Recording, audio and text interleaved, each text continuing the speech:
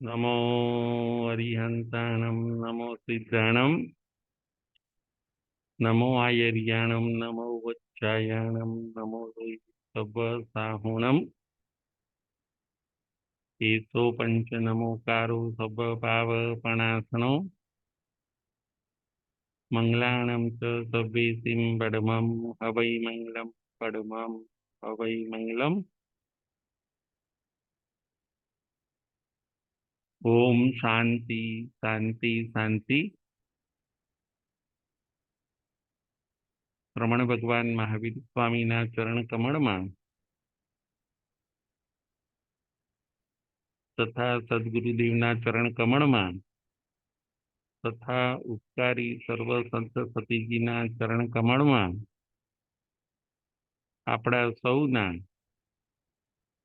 અવિરામ ભાવપૂર્વક કોટી કોટી વંદન।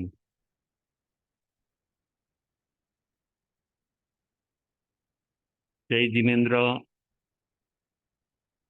તારીખ 13/5/24, વાંચણી નંબર 20, ધર્મકથાનું યુગ। આજની કથાનું નામ છે ભગવાન ઋષભદેવ અને અક્ષય તૃતીયા। આજની આપણી કથાનું નામ છે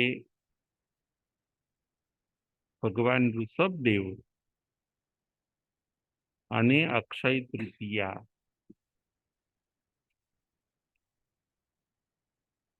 ભગવાન ઋષભદેવ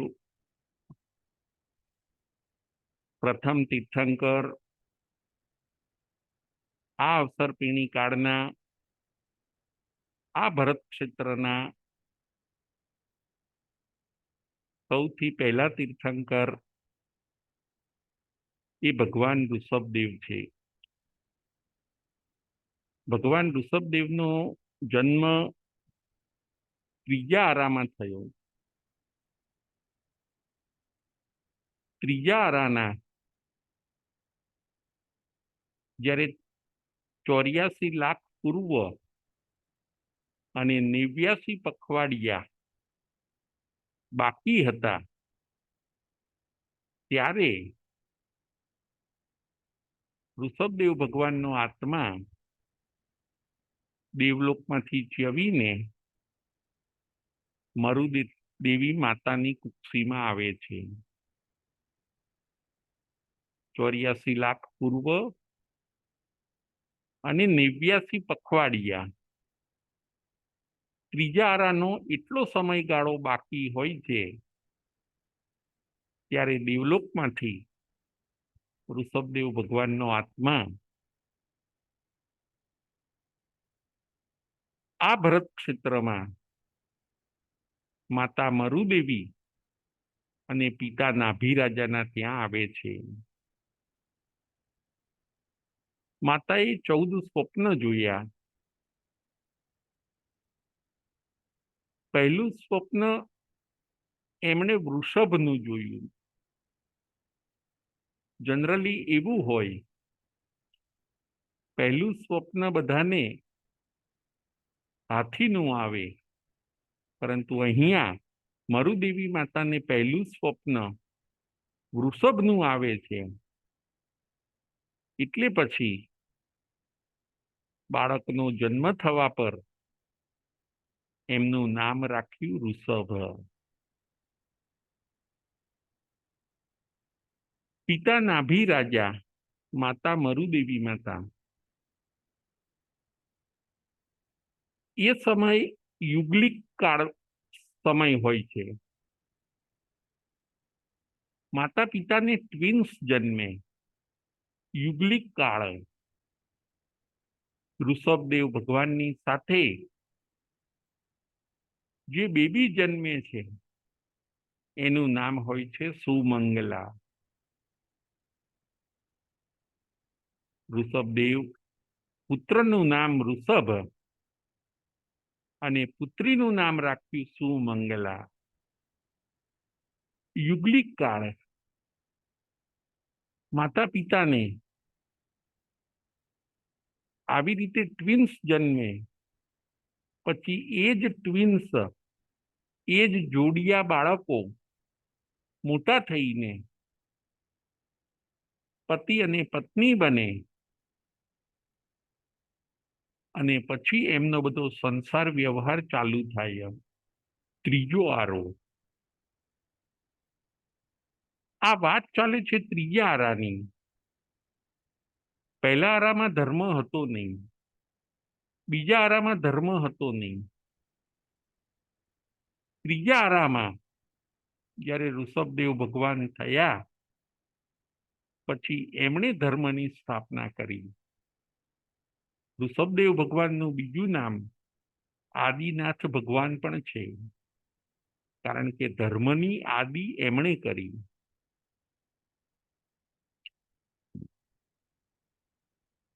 આ ઋષભદેવ ભગવાન ત્રણ જ્ઞાન તીર્થંકર લઈને આવે છે.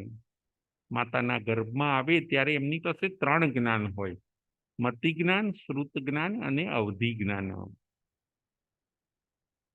ત્રીજા ભવે એમણે તીર્થંકર નામ કર્મ બાંધ્યું હોય. હવે અત્યારે આ ભવમાં એ તીર્થંકર બને છે. એ તીર્થંકર નામ કર્મ ત્રીજા ભવમાં ઉદયમાં આવે. તીર્થંકર ભગવાનના 5 કલ્યાણક ઉજવાય. જો ઋષભદેવ ભગવાન દેવલોકમાંથી નાભી રાજાના ત્યાં જન્મ્યા, માતાની કુક્ષીમાં આવ્યા, એ 54 કલ્યાણક. પછી જન્મ થાય, એ જન્મ કલ્યાણક. પહેલું 54 કલ્યાણક, બીજું જન્મ કલ્યાણક, પછી ત્રીજું દીક્ષા કલ્યાણક, ચોથું કેવળ જ્ઞાન કલ્યાણક, અને પાંચમું નિર્વાણ કલ્યાણક. આ 5 કલ્યાણકો તીર્થંકર ભગવંતના ઉજવાય. એક મોટો ફેસ્ટિવલ કરવામાં આવે, જેમાં દેવોની હાજરી હોય. ઇન્દ્રો અને ઇન્દ્રાણી પણ આવે, મનુષ્યો, તિર્યંચો ભગવાનના સમવતરણમાં પણ આવે, અને કલ્યાણકની ઉજવણી વખતે પણ આવે. કેવડીના કલ્યાણકો ઉજવાતા નથી, પરંતુ જે તીર્થંકર હોય એમના કલ્યાણક ઉજવાય છે. તીર્થંકર એટલે બહુ વિશિષ્ટ વ્યક્તિ. તીર્થંકર એટલે ખૂબ પુણ્યશાળી વ્યક્તિ. જગતની જો કોઈ સર્વશ્રેષ્ઠ પદવી હોય તો એ પદવી તીર્થંકર ભગવંતોની છે, અને બીજી પદવી ચક્રવર્તીની છે.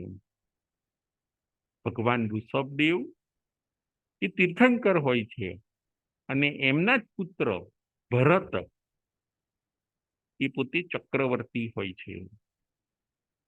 એમનું પુણ્ય એવું હોય.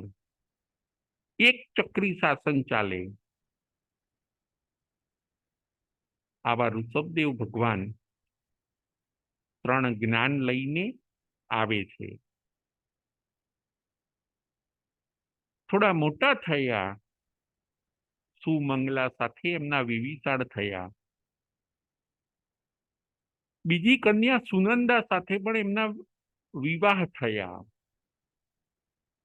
સુનંદા સાથે જે ટ્વિન્સ જન્મ્યું હોય છે, એ પુત્ર ઓફ થઈ ગયો. સુનંદા એકલા પડ્યા, અને એ સુનંદાનો વિવાહ પણ નાભી રાજાએ ઋષભદેવ સાથે કર્યો. ભગવાન ઋષભદેવની 2 પત્નીઓ હોય છે, એક સુમંગલા અને એક સુનંદા. ભગવાન ઋષભદેવને 100 પુત્રો હોય છે, અને 2 પુત્રીઓ હોય છે. 2 પુત્રીઓના નામ, એક બ્રાહ્મી અને એક સુંદરી. આ ભરત ક્ષેત્રમાં પ્રથમ તીર્થંકર ઋષભદેવ ભગવાનની આપણે વાત જોઈએ છીએ. યુગલિક કાળ, એ સમયે કલ્પવૃક્ષોથી નિર્વાહ કરવામાં આવતો. બધે કલ્પવૃક્ષ હોય. મનુષ્ય કલ્પવૃક્ષ પાસે જઈને વસ્તુની માગણી કરે અને ઇન્સ્ટન્ટ તરત જ એને વસ્તુ મળી જતી. 10 પ્રકારના કલ્પવૃક્ષ હોય. કોઈક કલ્પવૃક્ષ જમવાનું આપે, કોઈ કલ્પવૃક્ષ વસ્ત્રો આપે, કોઈ કલ્પવૃક્ષ આભૂષણો આપે, કોઈ કલ્પવૃક્ષ રહેવાનું ઘર આપે. પહેલો આરો એ સુસમ સુસમ હોય, બીજો આરો સુસમ હોય, ત્રીજો આરો સુસમ દુસમ હોય, ચોથો આરો દુસમ સુસમ હોય, પાંચમો આરો દુસમ હોય અને છઠ્ઠો આરો દુસમ દુસમ હોય. 6 આરા, ટાઈમ ઓફ સર્કલ. 10 ક્રોડા ક્રોડી સાગરોપમના 6 આરા હોય. ઉત્સર્પિણીના પણ 6 આરા, 10 ક્રોડા ક્રોડી સાગરોપમના, અને અવસર્પિણીના પણ 6 આરા, 10 ક્રોડા ક્રોડી સાગરોપમના. આખા ટાઈમ સર્કલનું માપ થાય 20 ક્રોડા ક્રોડી સાગરોપમ.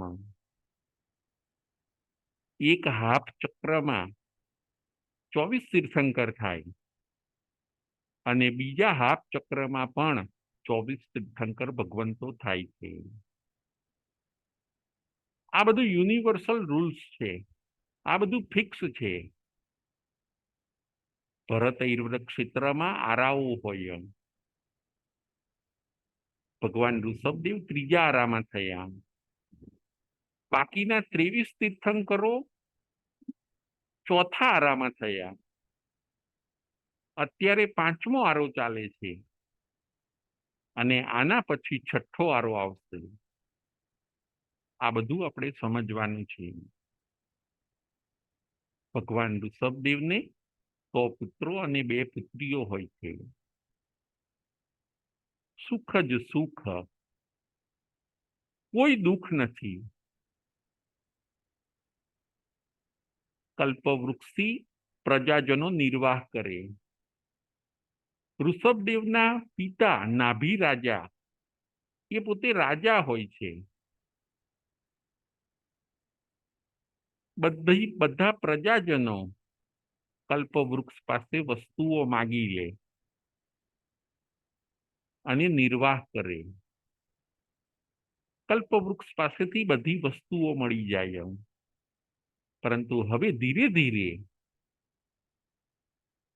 કલ્પવૃક્ષનો પ્રભાવ ઓછો થતો ગયો. કલ્પવૃક્ષે ફળ ઓછા આપતા. અવસર્પિણી કાળ એટલે ઉતરતા આરાની અસર હવે જણાવા લાગી.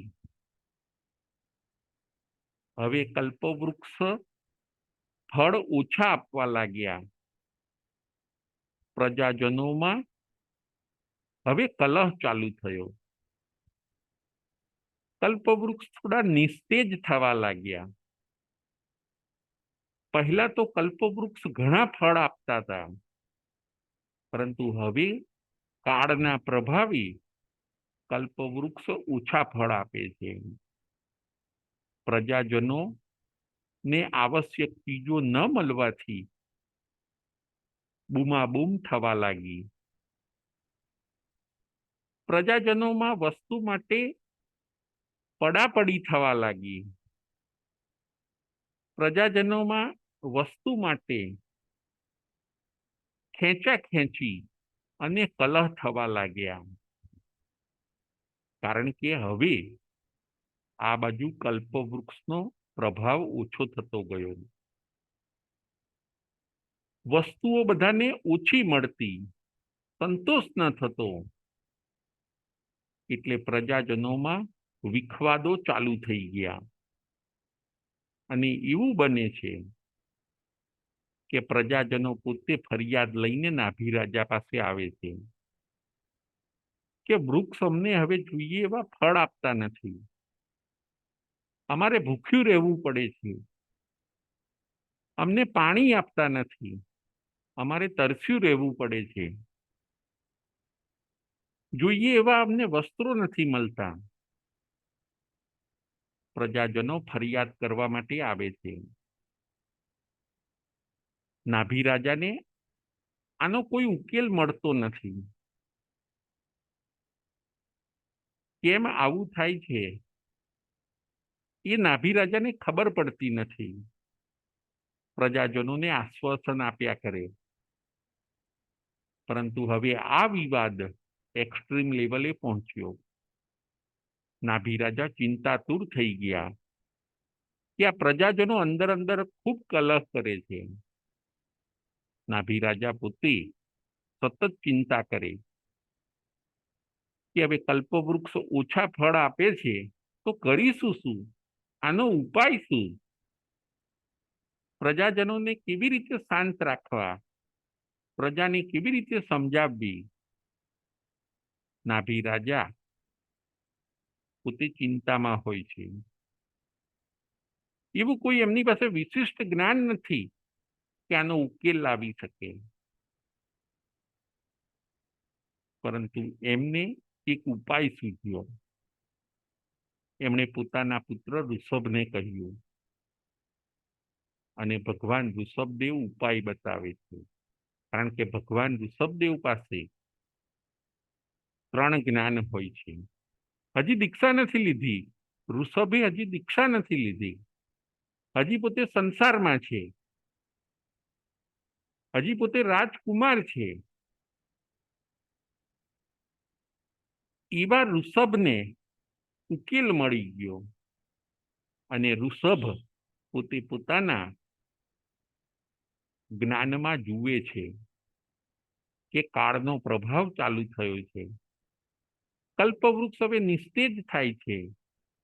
ધીરે ધીરે કલ્પવૃક્ષ નાશ પામશે. હવે પ્રજાજનોએ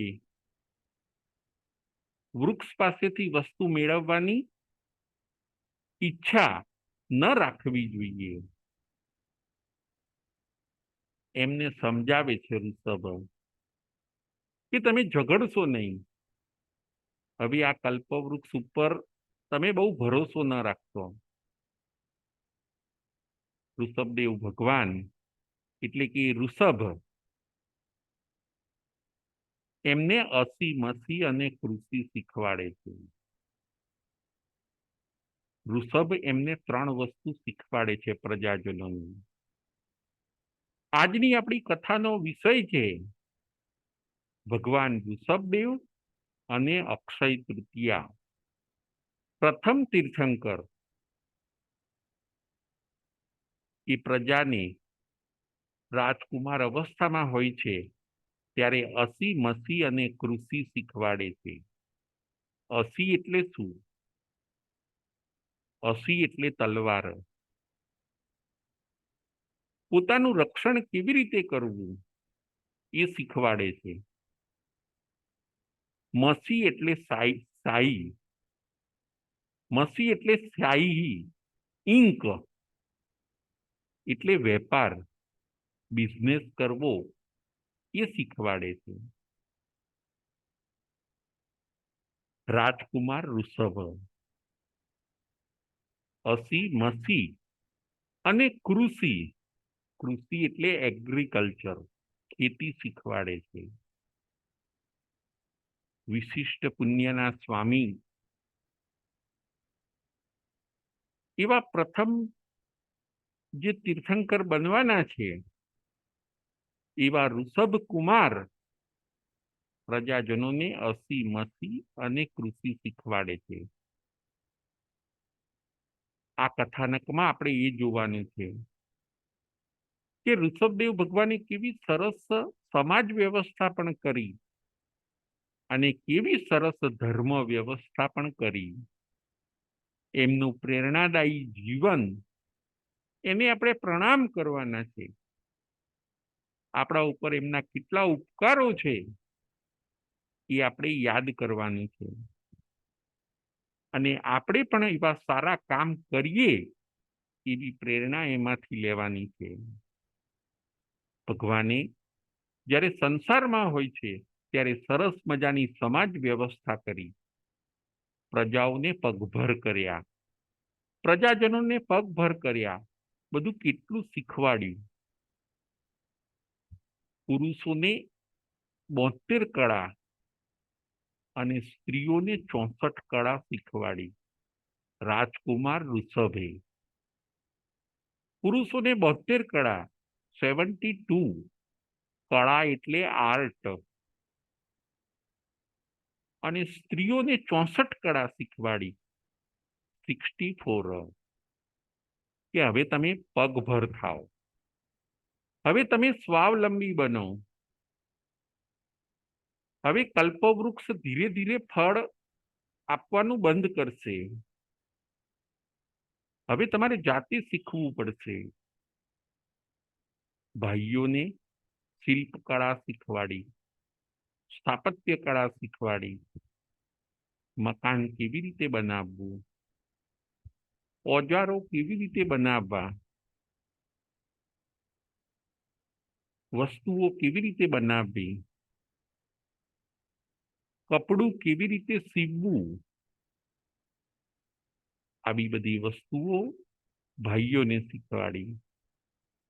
રસોઈ કેવી રીતે બનાવવી, વાસણો કેવી રીતે સાફ કરવા, અગ્નિ પેટાવવી, પાણીને ભરી રાખવું, આ બધી વસ્તુઓ, કપડાને સીવવા, કાપડ બનાવવું, ચંપલ બનાવવા, આવી બધી અનેક આર્ટ એટલે કળાઓ ભાઈઓ અને બહેનોને રાજકુમાર ઋષભ શીખવાડે છે કે હવે તમારે સ્વાવલંબી બનવું પડશે. કલહ બંધ થયો, પ્રજાજનોમાં અંદર અંદર કલહ બંધ થયો. પ્રજાઓના મન ધીરે ધીરે કામમાં પરોવવા લાગ્યા. એક સરસ સમાજ વ્યવસ્થાનું નિર્માણ થયું, અને એ નિર્માણ કરનાર રાજકુમાર ઋષભ. ધીરે ધીરે સમાજ વ્યવસ્થા બનતી ગઈ. હવે યુગલિક ધર્મનું પણ નિવારણ કર્યું. લગ્ન પ્રથા પણ રાજકુમાર ઋષભે દાખલ કરી. હવે ધીરે ધીરે ટ્વિન્સ આવતા પણ બંધ થયા. અસી મસી એટલે કે વેપાર કરવાનું પણ ઋષભદેવે બધાને શીખવાડ્યું. બિઝનેસ, આપણે વસ્તુ બનાવવાની બીજાને આપવાની, એને બનાવેલી વસ્તુ આપણને આપે. આવી રીતે મસી એટલે કે સાઈ, ઇંક, ભાઈઓને વેપાર પણ શીખવાડ્યો. અને કૃષિ એટલે ખેતી. હવે તમારે જમીનને ખેડવી પડશે, એની અંદર વાવવું પડશે, એ ઉગશે, પછી એનો સંગ્રહ કરવાનો, અને પછી એને દળવાનું, એને રાંધવાનું, એને ખાવાનું. આ બધી વસ્તુઓ પ્રજાજનોને રાજકુમાર શીખવે છે. આજની આપણી કથાનું નામ છે ભગવાન ઋષભદેવ અને અક્ષય તૃતીયા. ખેતી કરવાનું પણ ભગવાન ઋષભદેવ શીખવાડે છે. બળદો ને હળ જોતરવા, પછી ખેતી કરવી, બીજને વાવવાના, આ બધું પ્રજાને શીખવ્યું. હવે બને છે, ઘટના એવી બને છે એ ઘટના ઉપર આપણે થોડીક નજર કરીએ. ખેતીનો આ પ્રસંગ છે. એ ટાઈમના માણસો ભોળા અને જડ. એ વખતના માણસો કેવા? ઋષભદેવ ભગવાનના સમયના માણસો ભોળા અને જડ. ખેતી તો એમણે કહેવા પ્રમાણે કરવાનું ચાલુ કર્યું, પરંતુ થોડો થોડો પાક થાય અને એ પાક, એ છોડ નાના નાના, એ બળદો ખાઈ જતા. આવું બનવા લાગ્યું. ખેતરની અંદર માણસો મહેનત તો કરે, પણ જ્યાં છોડ થોડાક થાય, થોડો પાક તૈયાર થાય અને એ પાક પાછા બળદો જ ખાઈ જતા. હવે કરવું શું? પાછા એ ભોળા અને જડ લોકો રાજકુમાર ઋષભ પાસે આવે છે કે અમારે તો મુશ્કેલી આવી ગઈ. અમે જે કંઈ ખાવાનું ઉગાડીએ છીએ એ આ બળદો જ ખાઈ જાય છે. હવે અમારે કરવું શું? રાજકુમાર ઋષભ એ ભોળાને જડ માણસોને કહે છે કે તમે બળદોના મુખ ઉપર સિકલી બાંધી દો. સિકલી એટલે નેટ, જાળી. હું તમને બતાવું છું. એવી દોરીની જાળી બનાવીને એ જો તમે બાંધી દેશો એના મુખની આગળ, તો એ લોકો પાકને ખાશે નહીં, પાકનું સંરક્ષણ થશે, છોડ બચી જશે. ઓકે, આવું આવું જ કર્યું. એ ભોળા લોકોએ આવું કર્યું. બળદોના મોઢે સિકલી બાંધી દીધી. નેટ, સિકલી એટલે નેટ, જાળ બાંધી અને પછી ખેતરમાં લઈ જાય. બળદો પાસે ખેતી કરાવે, ખેતરમાં બળદોને સાચવે. હવે પાક બળદો ખાતા નથી. એમને એમ થયું કે હાસ, મુશ્કેલી ટળી. પછી પાછા બળદોને લઈને એ ઘરે આવે સાંજે. એ ભોળાને જડ માણસો બળદોને લઈને ઘરે આવે. ઘરે આવ્યા પછી બળદોને ખાવા માટે જાર અને પૂળા નાખે, પરંતુ બળદો ખાય નહીં. કેમ કે એમના મોઢે જે સિકલી બાંધી છે, તો પછી કેવી રીતે ખાઈ શકે? નેટના કારણે બળદો ખોરાકને જોવે ખરા, પણ ખાઈ ન શકે. બળદો હવે ખાતા નથી. બળદો ભૂખ્યા રહે છે, અશક્ત થયા. આ ભોળા માણસોને નેટ બાંધવાની ખબર પડી, પણ નેટને છોડવાની ખબર પડતી નથી. કારણ કે એમના માઇન્ડ એટલા વિકસિત થયેલા નથી. એ લોકો થોડાક ભોળા છે અને થોડાક જડ છે.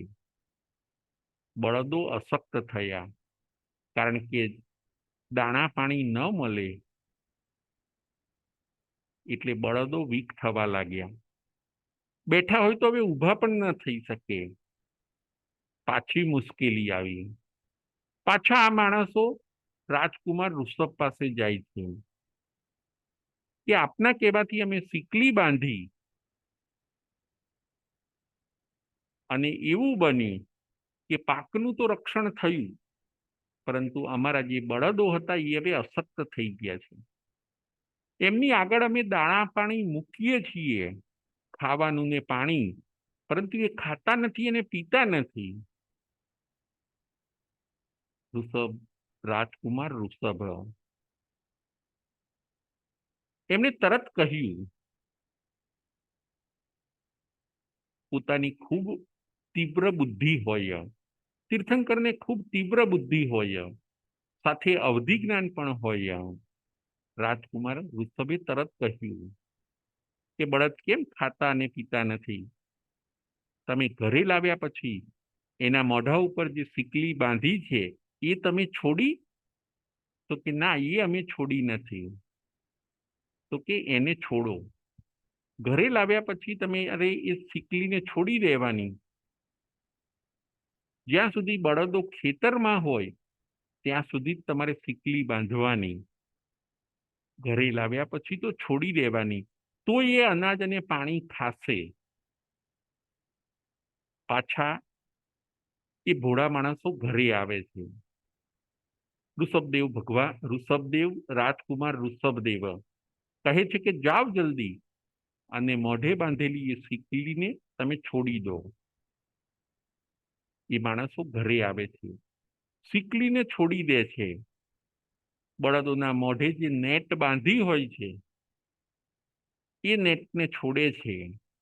ધીરે ધીરે બળદોએ પાણી પીધા. કેટલાય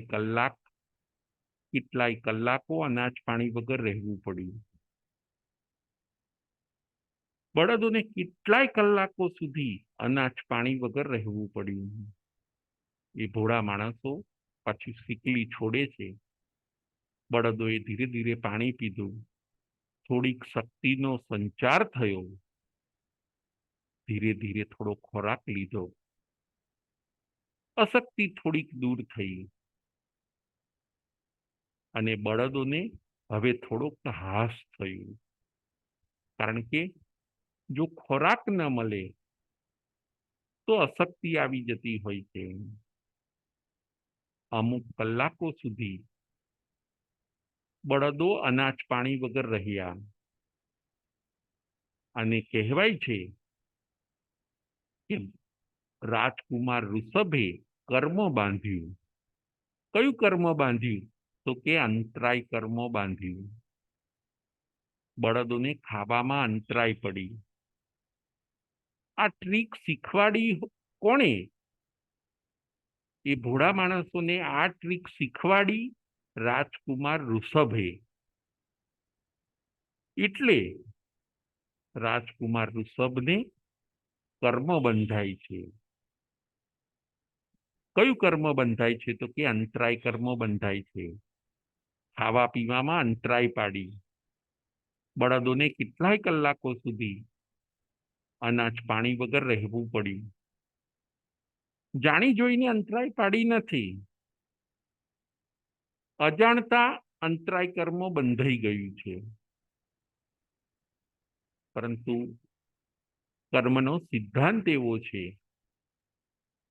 કે તમે જાણી જોઈને બાંધો કે અજાણતા કર્મ બાંધો, એ ચોક્કસ ભોગવવું પડે છે.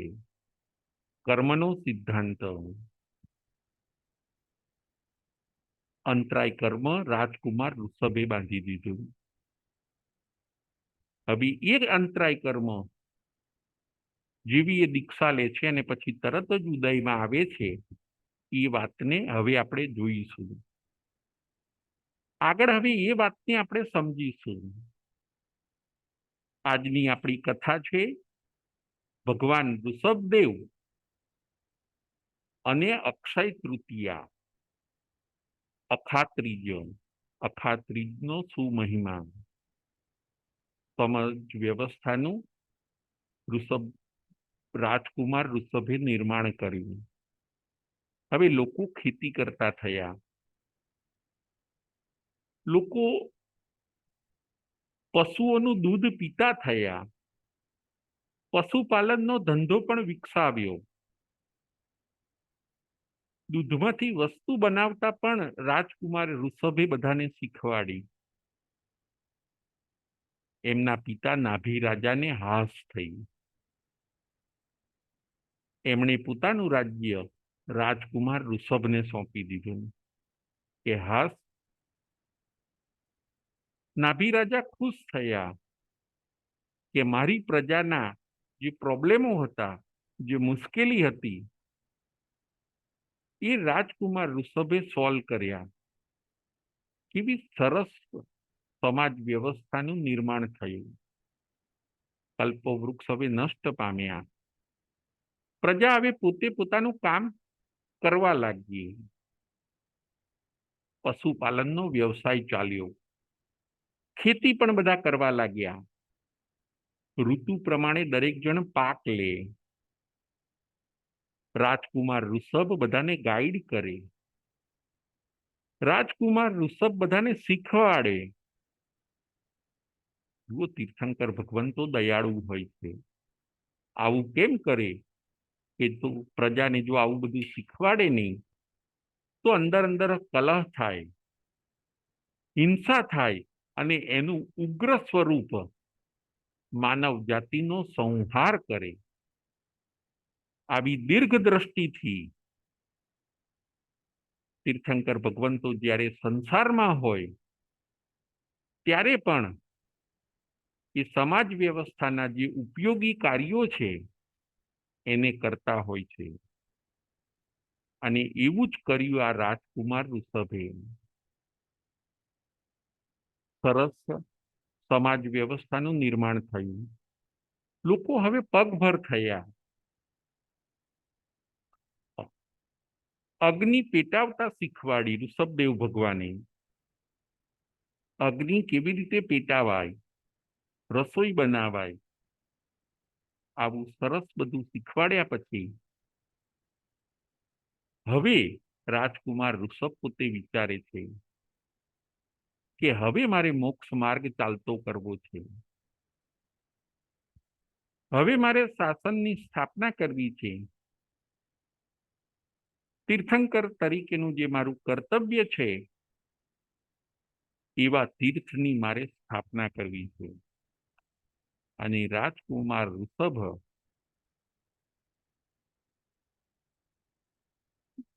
પોતાના 98 પુત્રો ભરત ચક્રવર્તી અને બાહુબલી એમ મળીને 100 પુત્રોને પોતાનું રાજપાટ આપીને 4000 પુરુષો સાથે દીક્ષિત થાય છે. જો સંસારના કામ બધા થઈ ગયા, હવે આત્માનું કલ્યાણ કરવું છે, મોક્ષ માર્ગ ચાલતો કરવો છે, શાસનની સ્થાપના કરવી છે, તીર્થની સ્થાપના કરવી છે. આવા બધા મિશનને ધ્યાનમાં રાખીને ઋષભદેવ ભગવાન રાજકુમાર ઋષભ એ પોતે દીક્ષા લે છે. દીક્ષા લઈને પંચમુષ્ટિ લોચ કરે છે. દીક્ષા કલ્યાણક ભવ્ય ઉજવાય છે. દેવ અને દેવીઓની પણ હાજરી છે. કારણ કે તીર્થંકર એટલે એટલી પુણ્યશાળી વ્યક્તિ કે એમની ડ્યુટીમાં, એમની સેવામાં દેવ દેવીઓ રહેતા હોય, એમને સાચવતા હોય. એમનો જન્મ થાય તીર્થંકરનો ત્યારે એમને મેરુ પર્વત ઉપર લઈ જાય અને ત્યાં એમને સ્નાન કરાવે. 34 અતિશયો તીર્થંકર ભગવંતોને હોય છે. આવા ઋષભદેવ ભગવાન હવે સર્વ કર્મનો ક્ષય કરવા માટે દીક્ષાને અંગીકાર કરે છે. દીક્ષા એટલે સ્વ અને પરનું કલ્યાણ. તીર્થંકર ભગવાન પોતે પોતાનું તો કલ્યાણ કરે છે, પણ સાથે સાથે ઉપદેશ આપીને જગતના જીવોનું પણ કલ્યાણ કરે છે. આત્માનું કલ્યાણ કેવી રીતે થાય એનો સરસ મજાનો સંદેશો આપણને તીર્થંકર ભગવંતો બતાવતા જાય છે. અને આવું જ બન્યું કે સ્વપરના કલ્યાણ માટે રાજકુમાર ઋષભે દીક્ષાને લીધી. પોતે રાજા હોય છે, પહેલા રાજકુમાર હોય છે. વજ્ર ઋષભ નારાચો સંઘયણ સમ ચતુરસભ્ન સંસ્થાન સર્વાંગ સુંદર. તીર્થંકરથી વધારે કોઈ સ્વરૂપવાન હોઈ ન શકે. તીર્થંકરનું રૂપ, લાવણ્ય અને સૌંદર્ય અદ્ભુત હોય. બધા એકી ટસે જોયા કરે એવું એમનું સ્વરૂપ, દેહ સૌંદર્ય હોય. પંચમુષ્ટિ લોચ કરીને એ પોતે સ્વ અને પરના કલ્યાણ માટે દીક્ષિત થાય છે. હવે ધ્યાન સાધનાને મૌન, તીર્થંકર ભગવંતને ગુરુ ન હોય. એક લોકો સ્વયં દીક્ષા લે, સ્વયં જ પાળે, એમને ગુરુ હોતા નથી. એવી એ વિશિષ્ટ વ્યક્તિ હોય છે. બધું આત્મસ્ફૂર્ણાથી એ પોતે આખા માર્ગની સ્થાપના કરતા હોય છે. ચક્ષુ દયાણમ, મગ દયાણમ, શરણ દયાણમ, જીવ દયાણમ, આ બધા તીર્થંકર ભગવંતના વિશેષણો છે. એ લોકો માર્ગને આપનારા છે, શરણને આપનારા છે, ચક્ષુને આપનારા છે, જ્ઞાનને આપનારા છે. બીજા નમોથુણમમાં જે સ્તુતિ બતાવી છે એ તીર્થંકર ભગવંતોની બતાવી છે કે તીર્થંકર ભગવાન કેવા હોય તો જોઈ લો બીજું નમોથુણમ. સિદ્ધ ભગવાન કેવા હોય તો જોઈ લો પહેલું નમોથુણમ. આચાર્ય ભગવંતો કેવા હોય તો એનો આન્સર એ છે કે જોઈ લો ત્રીજું નમોથુણમ. અને એવું બને છે કે પેલું જે અંતરાય કર્મ બાંધ્યું હોય છે એ અંતરાય કર્મ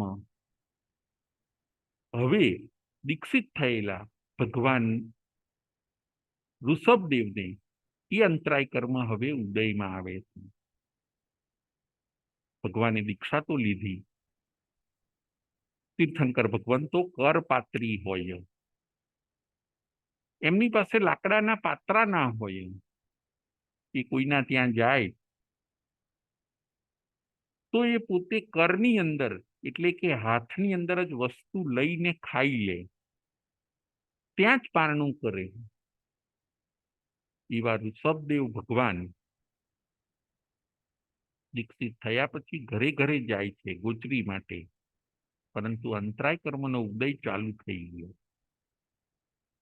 જે પેલી બળદોને અંતરાય પાડી હોય છે એ અંતરાય કર્મ એટલું સોલિડ હોય છે કે એ અંતરાય કર્મ હવે અહીંયા ઉદયમાં આવી ગયું. ભગવાન વરવા માટે, પારણું કરવા માટે શેઠ, શ્રીમંત, સાહુકાર, શ્રેષ્ઠીવર્ય બધાના ત્યાં જાય. પોતાના રાજા દીક્ષિત થયેલા છે એને આવેલા જોઈને બધા રાજી થઈ જાય, સ્વાગત કરે, પધારો પધારો કરે. પરંતુ એમને ભોજન પાણીનું કોઈ પૂછે નહીં. બધાને એમ થતું કે આટલા મોટા રાજા જે હતા એની વ્યવસ્થા તો હશે જ. એ ભોળા ને જડ લોકો સમજી ન શક્યા કે આપણે લાવો ભોજન અને પાણીનો વિવેક કરીએ, આપણે જમવાનું ભગવાનને પૂછીએ, એવો એમને ખ્યાલ ના આવ્યો. એ ભોળા લોકોને એમને એમ કે આ તો આપણા રાજા હતા, એમની તો વ્યવસ્થા બધી ગોઠવાયેલી જ હોય. આજે જ્યારે આપણા ત્યાં પગલા કર્યા છે, આપણા ત્યાં આવ્યા છે, તો આપણી પાસે જે કિંમતી વસ્તુ હોય એ એમને બતાવો, એ આપણે એમને ભેટમાં આપીએ. એટલે દરેક જણ પોતાના આભૂષણો આપતા, કિંમતી ભેટ સોગાદો લઈને ઋષભદેવ ભગવાન પાસે ધરતા કે અન્નદાતા આપ તો અમારા રાજા હતા, આ વસ્તુ તમે લો, આ વસ્તુ લો. પણ કોઈ ભોજન પાણીનો વિવેક ન કરતા. ભગવાન આ બધી વસ્તુઓનો ઇનકાર કરતા. ભગવાન ખૂબ સ્વાભિમાની હોય, તીર્થંકર ભગવાન તો ખૂબ સ્વાભિમાની હોય. એ સામેથી વસ્તુ માગે નહીં. જુઓ મહાપુરુષોનું લક્ષણ છે કે કદાચ વસ્તુ વગર ચલાવશે પણ સામેથી વસ્તુ માગશે નહીં. ઋષભદેવ ભગવાનને પણ એવું થયું. રોજ ગોચરી માટે જાય, ક્યાંય ભોજન મળે નહીં, કોઈ ભોજનનું આમંત્રણ ન કરે, કોઈ ભોજન વહોરાવાની તૈયારી ન બતાવે, અને સ્વાભિમાની ભગવાન ઋષભદેવ એ પોતે ભોજન માગે પણ નહીં, પાછા સ્વસ્થાને આવી જતા. એક ઉપવાસ, બે ઉપવાસ, 3 ઉપવાસ, 4 ઉપવાસ, એટલા બધા સ્વાભિમાની, સહજ રીતે વસ્તુનો ત્યાગ કરી શકતા કે ભાઈ આજ જમવાનું નહીં મળે તો વાંધો નથી, કાલે જોઈશું. એ લોકો આહાર પ્રત્યે નિસ્પૃહી હોય, આહાર પ્રત્યે એટલી આસક્તિ ન હોય. વજ્ર સ્વભાવનારા સંઘયણ વાળા ઉપવાસ વધતા ગયા. 1 મહિનો, 2 મહિના, 3 મહિના, 4 મહિના, 13 મહિના અને 13 દિવસ ભગવાન વિહાર કરી કરીને બધે જાય, ક્યાંય ભોજન પાણી મળે નહીં. અને કહેવાય છે કે આવી રીતે સળંગ ભગવાન ઋષભદેવને 13 મહિના અને 13 દિવસ આહાર ન મળ્યો. 12 માસથી અધિક એટલા બધા ઉપવાસ થયા. અને જેને કર્મ નિર્જરાનું લક્ષ્ય છે એવા આત્માર્થી મહાપુરુષ એ ભોજન મળ્યું તોય શું અને ના મળ્યું તોય શું, સતત વૈરાગ્યમાં ઝૂલે છે, સતત કર્મ નિર્જરા કરે છે, આત્માને જોવે છે, ખેંચાય ત્યાં સુધી ખેંચે છે. 500 ધનુષ્યની કાયા. ઋષભદેવ ભગવાનની હાઈટ કેટલી હોય છે? તો કે 500 ધનુષ્યની એમની કાયા હોય છે. આવા મહાપુરુષ 12 મહિનાથી અધિક ખોરાક વગર ચલાવે છે. એટલા બધા ઉપવાસ થઈ ગયા. એમની યાદમાં આપણે આજે આ વર્ષી તપ કરીએ છીએ. ભગવાન ઋષભદેવની યાદમાં, એમના પુનિત સ્મરણમાં આજે આપણે આ વર્ષી તપ કરીએ છીએ. ભગવાનની કાયા કૃશ થઈ ગઈ. એમના દીકરાના દીકરા શ્રીયાંશ કુમારને સ્વપ્ન આવ્યું કે કલ્પવૃક્ષ સુકાય છે, મેરુ પર્વત એ બ્લેક થઈ ગયો છે અને એના ઉપર હું દૂધનો અભિષેક કરું છું. આવું સ્વપ્ન શ્રીયાંશ કુમારને આવે છે. કયું કલ્પવૃક્ષ સુકાય છે, મેરુ પર્વત બ્લેક થઈ ગયો છે અને એના ઉપર હું દૂધનો અભિષેક કરું છું. આનો અર્થ શું? સવારે ઉઠીને જ્યારે આ બધું વિચારે છે શ્રીયાંશ કુમાર, ભગવાન ઋષભદેવના પૌત્ર, સવારે ઉઠીને આ બધું વિચારે છે. ચિંતન કરતા કરતા એમને ખ્યાલ આવ્યો કે મારા દાદાએ દીક્ષા લીધી છે, એમની જમવાની વ્યવસ્થા શું હશે? એ કોણ સાચવતું હશે? પ્રજાને તો આપણે એવું શીખવાડ્યું નથી, પ્રજાને તો એવી ખબર નથી. ચોક્કસ જે મેરુ પર્વત બ્લેક થયો છે એનો મતલબ એમ કે મારા દાદાની કાયા કૃશ થઈ છે. જે કલ્પવૃક્ષ સુકાય છે એનો મતલબ એ કે આ ભરત ક્ષેત્રના પ્રથમ તીર્થંકર એવા મારા દાદાનો દેહ સુકાય છે. આ બધી વાતનો જ્યાં ખ્યાલ આવ્યો, શ્રીયાંશ કુમાર પોતે દોડે છે કે મારા દાદાને હું પારણું કરાવું. શ્રીયાંશ કુમાર પોતે ઘોડે સવાર ઉપર દોડે છે, જાય છે.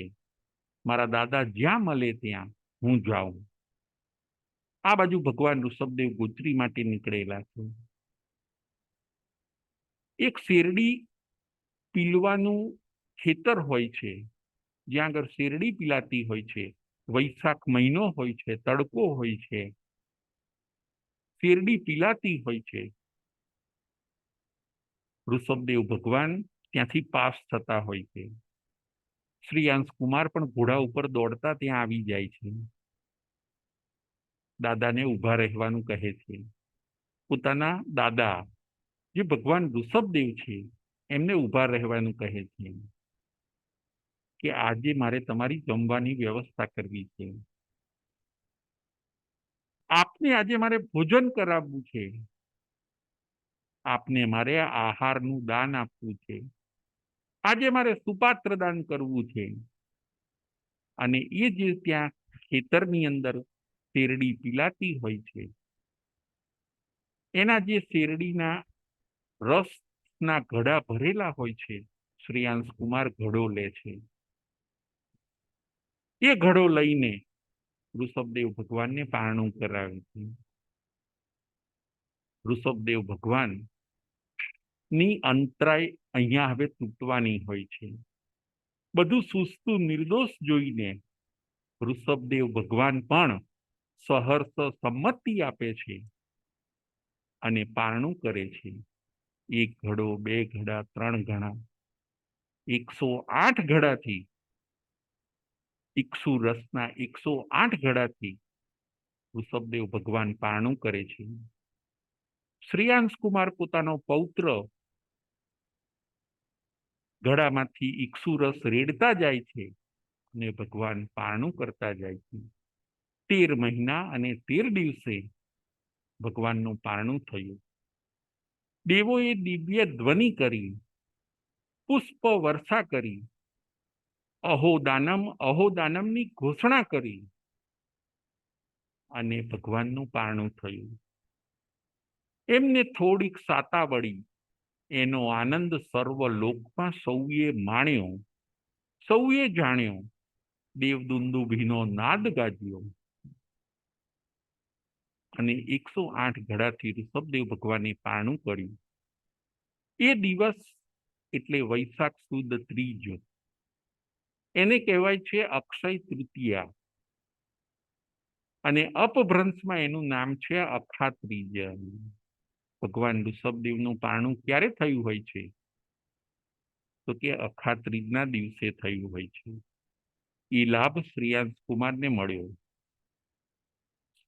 અને ત્યારથી પ્રજાજનોને ખ્યાલ આવ્યો કે જ્યારે જ્યારે આપણે આપણા ત્યાં ભગવાન પધારે, એમના સંતો પધારે, ત્યારે આપણે એમને ગોચરી પાણીનું પૂછવાનું, આપણે સુપાત્ર દાનનો લાભ લેવાનો. પ્રજા પણ ત્યારથી સમજતી થઈ. ભગવાનને તો સળંગ 13 મહિના અને 13 દિવસના ઉપવાસ થયા. આપણા ત્યાં વર્ષી તપ આપણે સળંગ ઉપવાસ ન કરી શકીએ, એટલે એક દિવસ ઉપવાસ અને એક દિવસે આપણે છૂટું રાખીએ.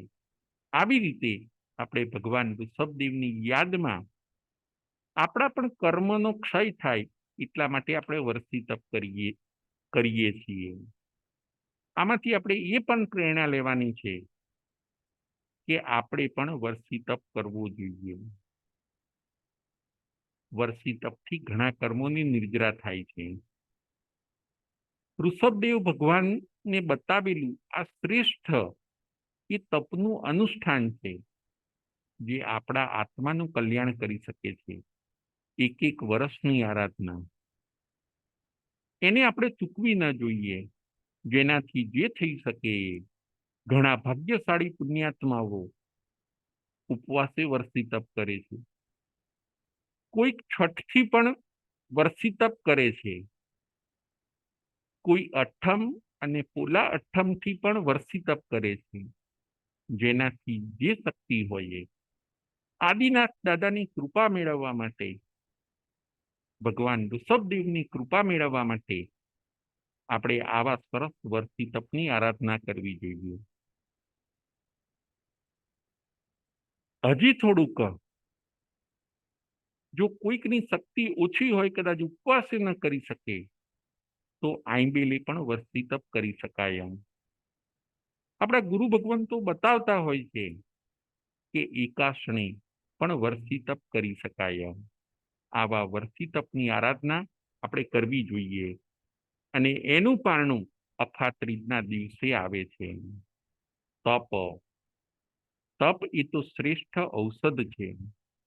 તપથી કર્મનો તો ક્ષય થાય છે, પણ તપથી આપણું શરીર પણ એ તંદુરસ્ત બને છે, આપણી કાયા પણ નિરોગી બને છે. આવા તપના સંદેશાને આપણે ઝીલવો જોઈએ. તપ કરીને આપણે આપણા સંચિત કર્મોનો ક્ષય કરવો જોઈએ. ઋષભદેવ ભગવાને આવી રીતે પારણું કર્યું. પછી એમને કેવલ જ્ઞાનની પ્રાપ્તિ થઈ, શાસનની સ્થાપના કરી. હજી એ શાસન સ્થાપે એ પહેલા જ એમની માતા મરુદેવીને હાથીની અંબાડી ઉપર કેવળ જ્ઞાન થયું.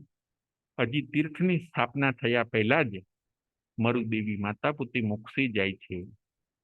એમના પુત્ર ભરત ચક્રવર્તી એ ચક્રવર્તી બને છે. બાહુબલી ચક્રવર્તી બનીને મોક્ષે જાય છે. એમના પુત્ર બાહુબલી પણ દીક્ષિત થઈને મોક્ષે જાય છે. બ્રાહ્મી અને સુંદરી આવો સરસ મજાનો ભગવાન ઋષભદેવનો પરિવાર હોય છે. 84 લાખ પૂર્વનું આયુષ્ય પૂરું કરીને ભગવાન ઋષભદેવ પણ આવા સરસ મજાની તીર્થની સ્થાપના કરીને આપણા પ્રથમ ઉપકારી તીર્થંકર એ પોતે મોક્ષે જાય છે. આજની આપણી કથાનું નામ હોય છે ભગવાન ઋષભદેવ અને અક્ષય તૃતીયા.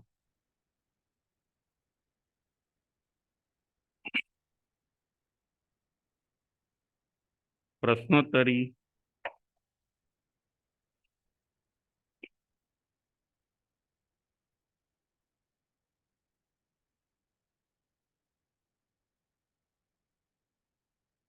પાંચ કલ્યાણક કયા કયા? પાંચ કલ્યાણક કયા કયા?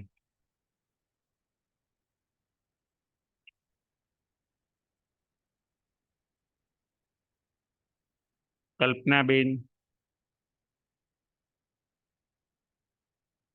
પાંચ કલ્યાણક કયા કયા? કલ્પનાબેન.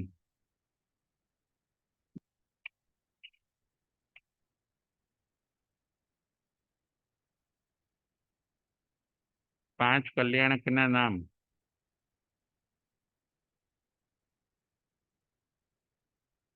જય જીનેન્દ્ર.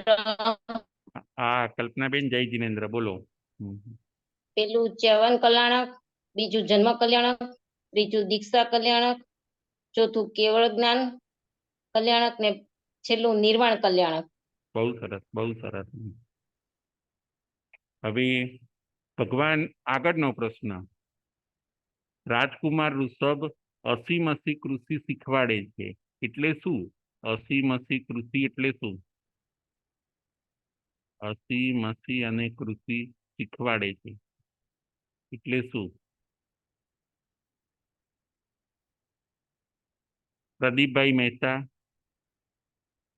પ્રદીપભાઈ મહેતા. જય જીનેન્દ્ર. જય જીનેન્દ્ર. અસી કૃષિમાં અસી એટલે શસ્ત્ર અને તલવાર, મસી એટલે શાહી અને વેપાર, અને કૃષિ એટલે ખેતી, એગ્રીકલ્ચર. બહુ સરસ, બહુ સરસ. હવે આગળનો પ્રશ્ન. કલ્પવૃક્ષ કેટલા પ્રકારના હોય છે?